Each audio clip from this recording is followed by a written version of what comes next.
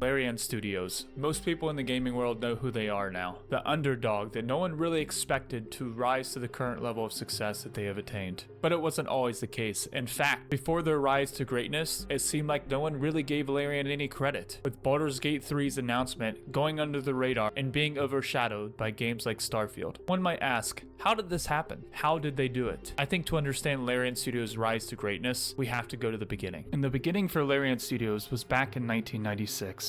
But this wasn't necessarily the beginning, because I want to go back even further than this and start with the person who started it all, who spearheaded and was the visionary, and that is the man himself, Sven Vincke. Yes, the man you probably all know from wearing armor and drinking a potion. Behold, the secret sauce of Dungeons and Dragons! I won't go into too much detail about him, but I think it's important to briefly go over some things about him that will help paint a clearer picture of Larian Studios and their vision. Sven Vincke was born and grew up in the coastal town of Ghent, Belgium, and at a very young age developed interest in programming and video games. Perhaps most importantly, he developed an obsession with Dungeons & Dragons. And as mentioned that not many people were playing Dungeons & Dragons in his hometown, but this didn't stop him though, because even though he didn't have access to Dungeons & Dragons manuals, he was determined and found a way. He would visit the local library to read tabletop manuals and would look into computer games such as the Ultima series, which was based on Dungeons & Dragons. It was around this time that he realized he wanted to make video games. The man was obsessed, and to give you an idea of how obsessed he was and is with D&D, he is quoted as saying, "I have 4 children, and so we'd take long drives, I'd play D&D with them. I'm sitting in the front of the car and I'm saying, okay, you see a witch in the woods, what are you going to do?" And so in my head I rolled the dice, and I cheated. And so we went on an adventure and we can pass the hours this way. It makes them drop their iPads so they're not locked into a screen the entire time. And they have a lot of fun and it's really cool. We do that just by the power of story and the power of the dice. It is clear that this man had D&D blood running through his veins. He would go on to learn how to program from finding a random book on basic programming and made his first video game, a hunting simulator for his father who liked hunting. He saw how many people were enjoying his games and went on to Ghent University in his hometown and graduated with a degree in computer science. It was from here in the early 90s that Larian Studios would start to take shape, as Sven and a group of colleagues would get to work trying to get a contract by sneaking into the ECTS, Europe's version of E3 in the early 90s, by the way of bluff, with copies of the idea of his game on a floppy disk, and they would luckily secure a $50,000 contract from Atari, who at the time was the big gaming development and publishing company. A monumental moment for Sven, who stated that he was so nervous afterwards that he vomited after getting the contract and leaving. However, just when things seemed to be progressing forward, disaster struck and the contract with Atari fell through. But Sven didn't give up, and if we learned anything about him, it was that determination is something he did not lack. Sven and the few people he was working with would get to work once again, and tried to pitch their first RPG game called The Lady, the Mage, and the Knight. They would go on to negotiate with many different American publishers at the time, such as New World Computing, 3DO, who developed the popular Might and Magic series at the time, and anyone else he could contact. Sven soon learned no one was taking them seriously, and that The Lady, the Mage, and the Knight was too ambitious, and companies just didn't want to take the risk. Recognizing that Larian Studios needed something to bolster their reputation, they decided to make a small RTS game called Lid, because RTS games were what was popular at the time. They also continued working on their first RPG game called The Lady, the Mage, and the Knight. They would work on Lid Wars during the evening and LMK during the day. Struggling to get by with really no money and running off borrowed loans, they would finally catch a break, as in 1 week both Lid Wars and The Lady, the Mage, and the Knight would get contracts. Lid from American publishing company Ionis, and The Lady, the Mage, and the Knight from a German publishing company Attic Software. This ended up being a double-edged sword, because many guys that Sven was working with quit because the risk was getting bigger. But at least they had contracts, which was important to get Larian started. With money secured, Larian Studios was created and born in 1997 in a small electronic shop in Ghent, Belgium, of which had only one window in the whole building. It wasn't the best setting, but it was a setting and a beginning for the work to begin. Larian Studios was able to finish Lid War and was working diligently on The Lady, the Mage, and the Knight. Optimism filled the air at Larian Studios as progress was being made. However, this feeling would quickly diminish because Attic Software, who was the publisher of The Lady, the Mage, and the Knight, would reach out to Larian. They had just visited E3 in 1998, and they saw the previews for Diablo 2, and they went and told Larian Studios that they had to redo everything. Larian Studios, who had been working so hard on their game, was left scratching their heads and asking why. The truth was, unfortunately for Larian Studios, Diablo 2 was a 16-bit color game, and The Lady, the Mage, and the Knight was a 8-bit color game. Attic Software was convinced that the 16-bit was the future, and on top of this, they told them they would only fund their game if it took place in Dark Eye, Germany's tabletop RPG world version of Dungeons & Dragons. Still, an unknown studio trying to establish its reputation, Larian Studios reluctantly complied, and Attic Software sent developers to help them. Larian Studios was eager to finish The Lady, the Mage, and the Knight, but unfortunately bad news would strike once again, because Attic Software went bankrupt in the middle of Larian's project and was unable to pay them. Larian continued with what cash they had left, barely scraping by. And what you have to understand here is that Larian Studios at this point in time only had around 30 employees, and they were in dire straits. They were within 1 month of the whole studio closing due to not being able to afford to pay the bills. Unable to make payroll, Sven Vincke, head of Larian Studios, decided to make the tough decision of shutting down Larian Studios' baby, The Lady, the Mage, and the Knight. The project was cancelled, a crushing blow to Larian Studios at the time. In order to stay afloat, Larian Studios ended up doing a bunch of pay-for-hire projects and games for other companies, and helped make around 20 to 30 games during this time. It didn't give them much, but it kept the lights on and provided them with ways to continue to hone their game-making skills. They would finally catch a break when another German publishing company signed a contract with them, and The Lady, the Mage, and the Knight was reborn and rebranded as Divinity, Sword of Lies. But the CDV strongly pressured them to change the game's name to Divine Divinity, because they believed alliterations would sell better in the game's name. So Larian, tired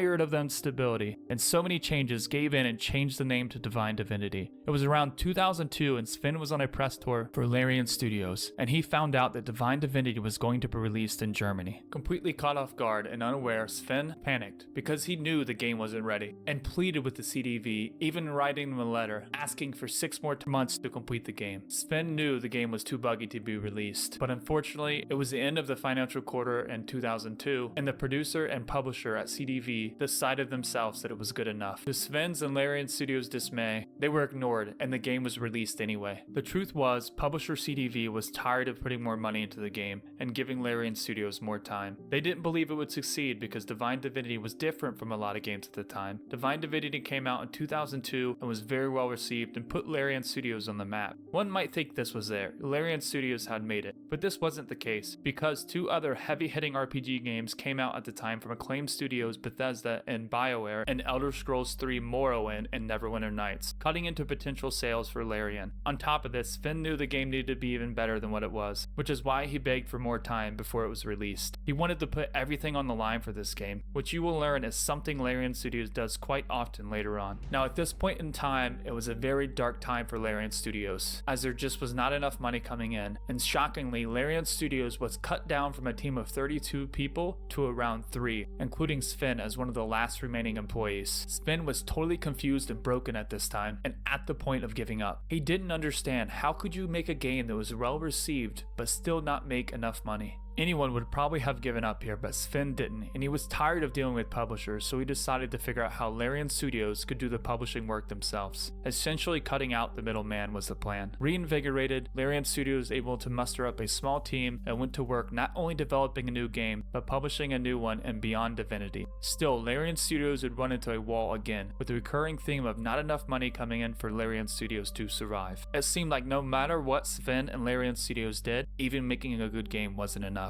Confused, Sven decided to go back and work on work-for-hire games for a revenue stream for the studio. Something he wasn't passionate about, but it was a necessary evil for Larian Studios to survive. This put Larian Studios in probably the best position they had ever been in. It accomplished 3 things that were the most important. It allowed them to be independent and cut the publisher out, it kept enough money flowing in for them to survive, and it still allowed them to work on and make good video games. Beyond Divinity was finally finished, and will continue in the same universe as their previous game. It was released in 2004 and ended up being Larian Studios' worst Divinity game of any they have made up to this point or in the future. This was attributed to the shorter development time, a smaller team, and still not enough money. Larian also experimented with a lot of different mechanics in Divine Divinity, such as letting you make your own skill tree. So while this was certainly a big blow to Larian Studios, it would provide a huge learning experience and lay the foundation for the future successes of Larian Studios. At this point, Larian Studios was a young team, but was starting to be molded into what they are today. Larian Studios decided to work with a new publisher, as this would allow them to not have to work on for-hire games and instead focus all their attention on the next game, Divinity 2. Larian Studios decided to be ambitious and shifted to a 3D game model because that seemed to be the future. They doubled down on getting rid of fetch quests and made branching storylines with decisions that had real impact on the world. And one of the highlights was the fact that you could turn into a dragon and fight people, a forward-thinking game mechanic that hadn't really been used in any games at the time. Larian was taking their time making Divinity 2, unaware of another looming crisis that was about to occur once again to Larian Studios. The publisher would once again run out of money, and Larian Studios was once again forced to release their game too early. This led to a lot of infighting in the studio, and the morale was low at the time,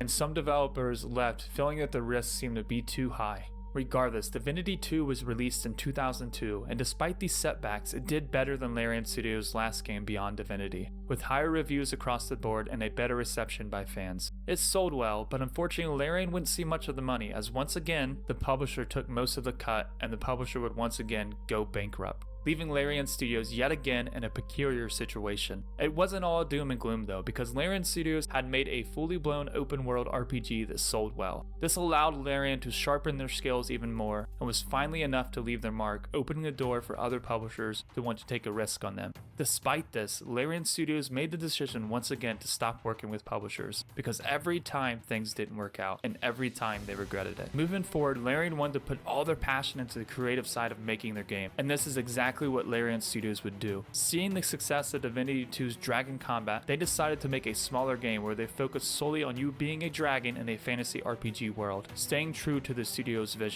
The game would be called Divinity: Dragon's Commander, and it was released in 2013, with Larian Studios being the developer and the publisher. The game would go on to do decent enough for Larian Studios, turning a small profit, and again would allow them another learning experience for the future. The problem was, it still wasn't enough for Larian Studios to continue going, and at this point, Larian and their head Sven realized it was do or die with their next game. With this in mind, Larian decided to go all in on their next game and risk it all. Analyzing what game they should make, they made the critical decision on what they thought had the chance to be the most successful game, and that game was Divinity: Original Sin, a continuation in the series of their games, with CRPG being the style of play. This required Larian to take out extra bank loans and other avenues of cash to make this happen. As they were working on the next game, Sven realized that in the past, all their games lacked polish, and perhaps were too ambitious. The problem was Larian didn't have enough money to fully polish the game, so it was decided they would start a Kickstarter campaign for Divinity: Original Sin, where users would donate money. This would allow them for the first time to take the extra time needed to fully polish their game before release. As stated before, Larian was going to risk it all in this game. Sven's leadership would prove to be crucial in this time period, as shown in this clip. I've always tried to isolate them from whatever the financial problems were. Sometimes I had no choice because we were very close to the edge, and sometimes they were surprised by that, and then I actually got blamed for not telling them.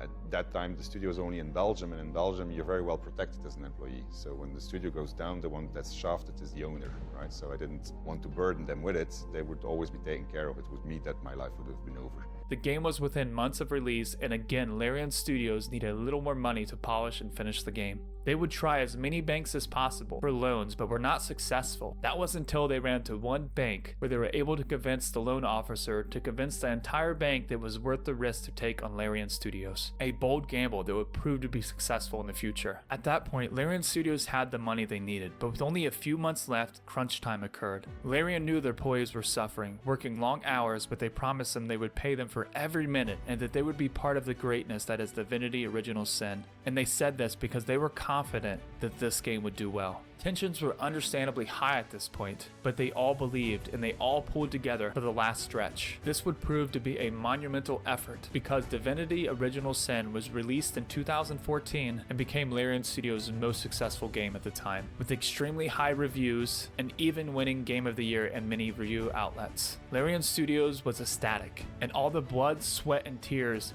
seemed to have finally paid off. Studio head Sven Vincke was excited and exhausted at the same time, but Larian Studios was able to pay off all its debt and was able to get rid of investors who owned 50% of Divinity: Original Sin going forward for their future game. For the first time ever, Larian Studios was self-sufficient and independent with enough money for their next big game. An identity, culture, and philosophy of all in was established at Larian. So while they were rejoicing and happy at Larian Studios, Sven Vincke was already looking to the future and realized that in order to make better and better RPG games, that Larian would need to expand. They would open up 4 more studios to work on Divinity: Original Sin 2. Larian Studios was growing, and they went from around 30 employees to around 150 employees in a couple years. A new challenge that Larian Studios met head on because they did the unthinkable. Divinity: Original Sin 2 was released in 2017 and was even more successful than their last game, selling over 1 million copies on Steam alone within the first few months, and it was universally acclaimed. It was now solidified and established established that Larian Studios was one of the best in the world at making RPG games. Seeing the success of Larian Studios, Wizards of the Coast, who owned the Baldurs Gate IP and was holding on to it for quite some time, as the last Baldurs Gate game was released some time ago at this point, reached out to Larian Studios and asked them to make Baldurs Gate 3. And at this time, Larian now had the time, the money, the experience, but they were missing one key component, and that was more employees. So Larian did what they always do and took the risk of opening 2 more studios, totaling 6 total studios at the time, and expanded to 400 employees with the unrelenting goal of making a good RPG game,